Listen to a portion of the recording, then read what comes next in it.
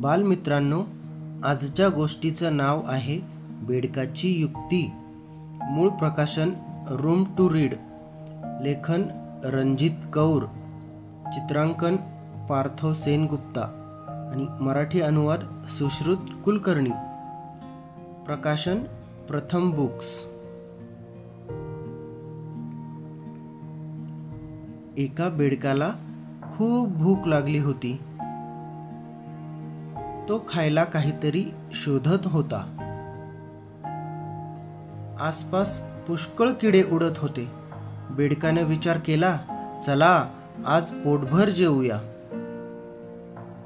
त्याने इकडे झेप घेतली, तिकडे झेप घेतली, वर उडी मारली,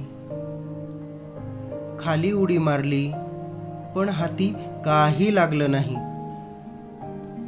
भुकेनं तो अगदी अर्धमेला होऊन गेला होता। तो विचार करू लागला, हे सगळे किडे किती चपळ झालेत, कोणी हातालाच येत नाहीत। असंच चालू राहिलं तर आपण उपाशी पोटी मरून जाऊ। तेवढ्यात त्याची नजर एका मेणबत्तीवर पडली। तो लगेच त्या दिशेने गेला। तिथे पुष्कळ किडे उडत होते। तिथं बेडकाला मस्त मेजवानीच मिळाली। दुसऱ्या दिवशी संध्याकाळीही तो तलावातून बाहेर आला।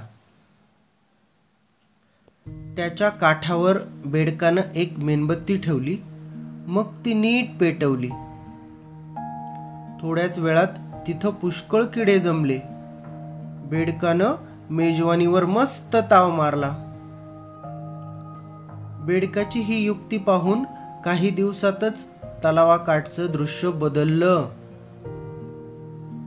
आता तिथं रोजच रात्री मेजवानी असते आणि तीही मेणबत्त्यांच्या उजेडात।